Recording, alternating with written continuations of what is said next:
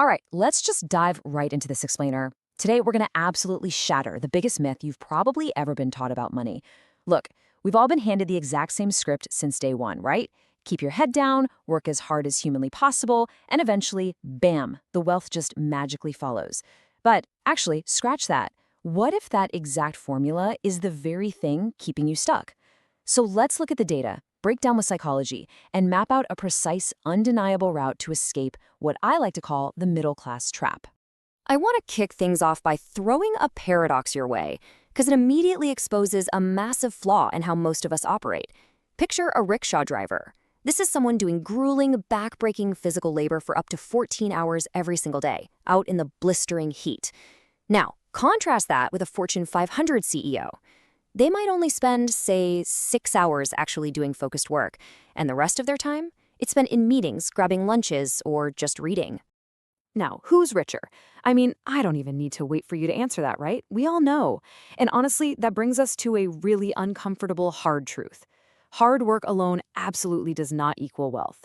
It just doesn't. If hard work was the secret sauce to getting rich, construction workers and manual laborers would literally be billionaires. So, if it's not just about the sweat on your brow, what's the actual mechanism of wealth? Well, that brings us to part one, the 90% trap. So let's break down the 5 real reasons why most hardworking people stay financially stuck. Reason number 1 is what we call the hourly trap. When you trade your time directly for money, you are playing a game with a hard mathematical ceiling. Time is strictly limited. You literally cannot work 30 hours a day. Even if you manage to earn an impressive $50 an hour, which is a great wage, by the way, you're mathematically capped at earning around $100,000 a year if you work standard full-time hours. You're never going to reach millions by solely renting out your hours because you quite literally run out of inventory to sell. Okay, reason 2 is the lack of leverage. The 90% rely entirely on their own physical or mental effort to get things done. If they don't show up, they don't get paid. The wealthy, though, they use leverage. They use systems, other people, capital, code, media, all of it to multiply their output. Think about it. A piece of software works 24/7. A YouTube video can be viewed 1,000,000 times while you're fast asleep. If you're out there working solely with your own 2 hands instead of building scalable systems, you are operating without leverage. Moving on to reason 3, the fear of ownership. Our entire educational system is practically designed to train us to be excellent, obedient employees seeking out those so-called stable jobs. We're taught to fear the risk of going out on our own. But the wealthy have a totally flipped perspective. They seek scalable assets, not fancy job titles. They want to own a piece of the pie, a piece of the business, a piece of the real estate, because ownership is where the actual wealth accumulation happens, definitely not in a biweekly paycheck. And that leads us to reason 4, the sheer lack of compounding in the lives of the 90%.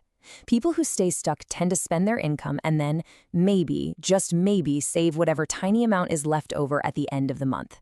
They basically start from zero on the first of every single month. But the top 10%, they invest first. Just look at the difference here. Putting just $500 a month into a standard index fund absolutely destroys the strategy of just hoarding cash. Over 20 years, that compounding curve goes totally exponential. Money making money is how you actually escape. Finally, reason 5 is having the wrong environment.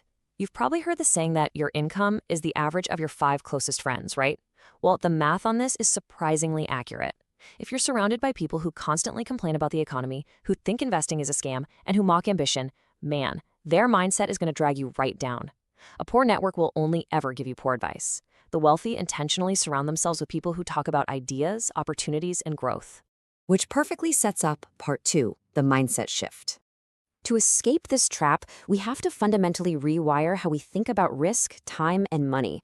Notice the stark contrast here between how the 90% and the top 10% view the exact same concepts. The 90% say, I need job security. The 10%, they say, I need income control, because they realize that relying on a single employer is actually a massive point of failure. The 90% say, I'll just work harder. The 10% say, I'll work smarter by building systems. The 90% thinks starting a business is risky, but the 10% know that relying on one fragile job and not learning new skills is the ultimate risk. And while the 90% constantly complain, I don't have time, the 10% actively buy back their time by outsourcing tasks to others. It's a total paradigm shift. Let's get into the how-to with part 3, the smart work escape plan. All right, let's transition from all this theory to the exact actionable steps you need to execute your escape. For the first 3 steps, you've got to completely stop charging hourly. Think about it. If you're a writer charging $20 an hour, your income is capped. Instead, transition to selling value. Charge a flat $500 project fee for an article that's going to make your client 5,000 bucks. Everyone wins, and your time is finally unlinked from your pay.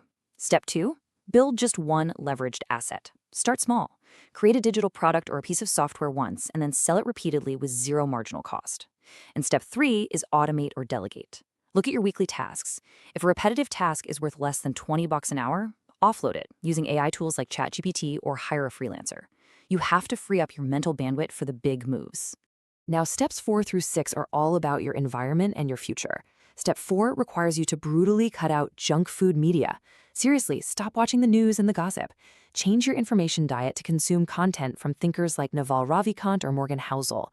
Step 5 is completely non-negotiable. Start a $100 monthly investment habit into broad index funds like the S&P 500.